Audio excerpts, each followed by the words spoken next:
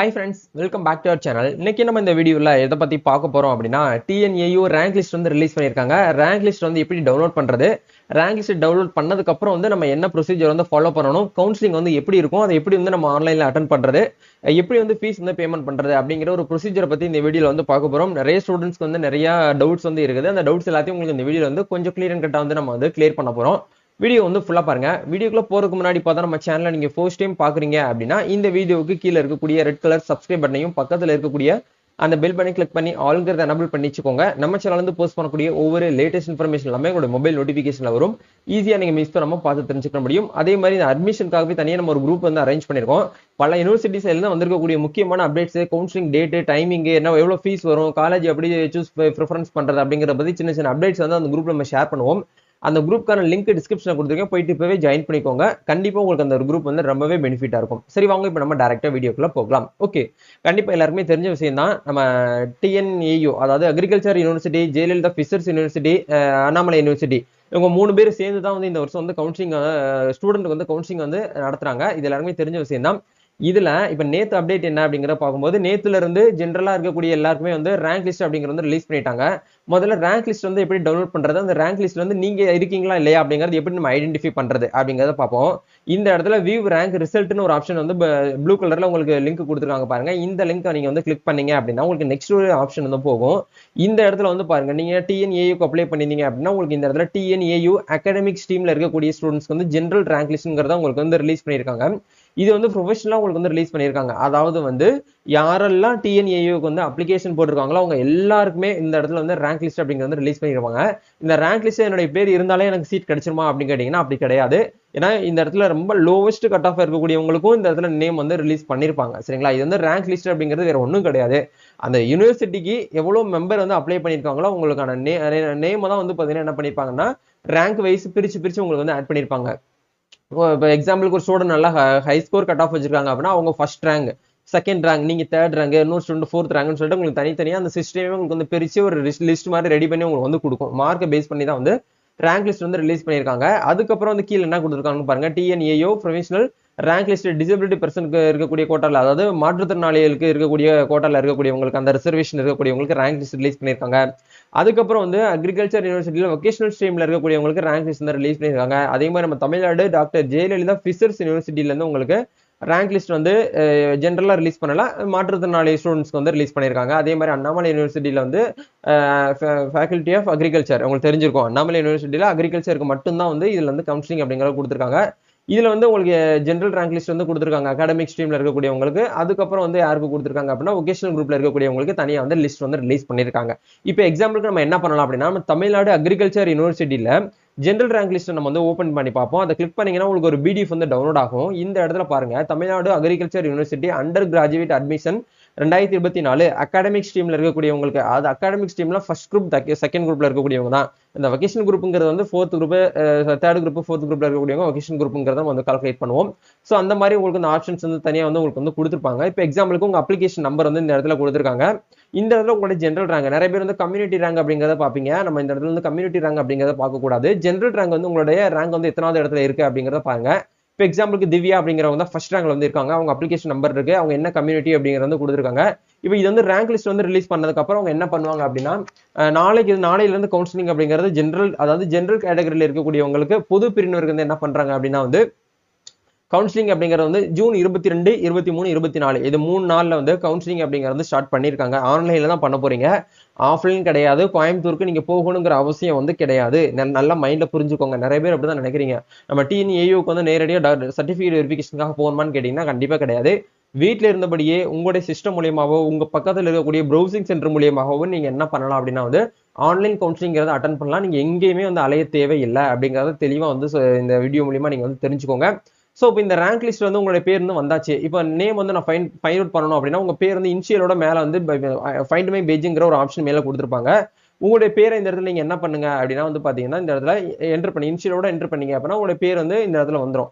இல்ல உங்களுடைய பேர்ல இந்த 2-3 பேர் இருக்காங்க அப்படின்னா உங்களுடைய அப்ளிகேஷன் நம்பர், உங்க அப்ளிகேஷன் ஃபார்ம்ல நீங்க ஃபில் பண்ணிருப்பீங்க இல்லையா, அந்த அப்ளிகேஷன் ஃபார்ம்ல இருக்கக்கூடிய நம்பர் இந்த இடத்துல என்டர் பண்ணீங்கன்னா போதும், உங்களோட நேம் வந்து கரெக்டா வந்துடும். நீங்க எத்தனாவது ரேங்க்ல இருக்கீங்க, இப்போ எக்ஸாம்பிளுக்கு ரஞ்சித் அப்படிங்கிற ஸ்டூடெண்ட் வந்து எத்தனாவது இடத்துல இருக்காங்க அப்படிங்கிறத பார்க்கும்போது 394வது இடத்துல இருக்காங்க அப்படிங்கிறத உங்களால வந்து என்ன பண்ணிக்கலாம் அப்படின்னா வந்து ஐடென்டிஃபை பண்ணிக்க முடியும். இப்போ எந்த ரேங்க் லிஸ்ட் வந்து உங்களோட பேர் வந்து வந்தாச்சு ப்ரோ, இதுக்கப்புறம் நான் என்ன பண்ணணும், எனக்கு வந்து என்ன சொல்றேன்னு தெரியல, ரொம்ப பயமா இருக்கு, சீட் கிடைக்குமா கிடைக்காதுன்னு ரொம்ப டவுட்டாகவும் இருக்கு, நான் வேற காலேஜுக்கு அட்மிஷன் போடல, நான் வந்து டிஎன்ஏயு அக்ரிகல்ச்சர் யூனிவர்சிட்டியை நம்பி தான் நான் வந்து உட்காந்துருக்கேன் அப்படின்னு நிறைய பேர் வந்து எங்கிட்ட வந்து பர்சனலாக மெசேஜ் பண்ணிட்டு இருக்கீங்க.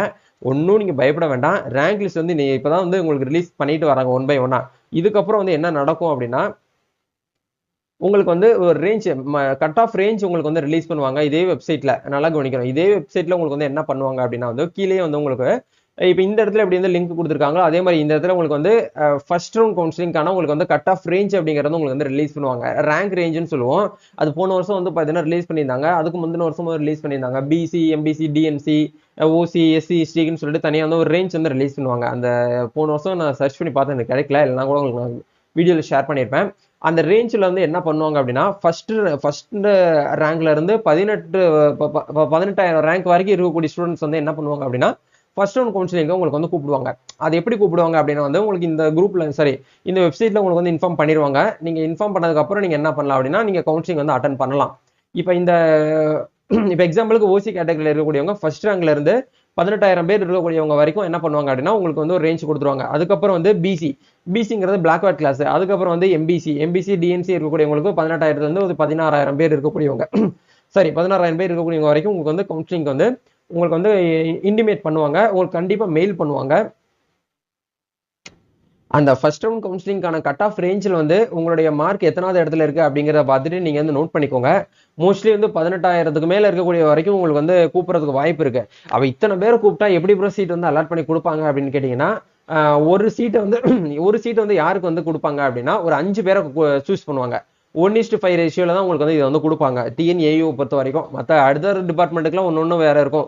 ஆர்ட்ஸ் காலேஜுக்கு தனியா இருக்கும், இன்ஜினியரிங்க்கு உங்களுக்கு தனியா இருக்கும், லாக்கு வந்து தனியா இருக்கும். பட் நீங்க அண்ணாமலை அக்ரிகல்ச்சர் யூனிவர்சிட்டியை பொறுத்த வரைக்கும் நீங்க உள்ள வந்துட்டீங்க அப்படின்னாலே உங்களுக்கு ஒரு சீட்டை வந்து இப்போ எக்ஸாம்பிளுக்கு வந்து ஒரு சீட் வந்து அலாட் பண்ணிருக்காங்க அப்படின்னா அது யாருக்கு வந்து கொடுப்பாங்க அப்படின்னா 5 ஸ்டூடெண்ட் வந்து வர சொல்லுவாங்க. 5 பேர் வர சொல்லி அவங்களுடைய மார்க் வந்து பார்த்தீங்கன்னா பிசிக்ஸ், கெமிஸ்ட்ரி, மேத்தமெட்டிக்ஸ் இது 3லயும் மார்க் வந்து நல்லா ஹையா இருக்கா, 5 பேர்ல 3 பேருக்கு நல்லா மார்க் வந்து சேம் வச்சிருக்காங்க. அப்போ வந்து டேட் ஆஃப் பர்த் வந்து பார்ப்பாங்க. மற்ற ரிசர்வேஷன் அந்த வேற ஏதாவது ஸ்பெஷல் ரிசர்வேஷன் அந்த ஸ்டூடெண்ட் வராங்க அப்படின்னா அவங்களுக்கு ஃபர்ஸ்ட் சீட் வந்து இடஒதுக்கீடு போகும்.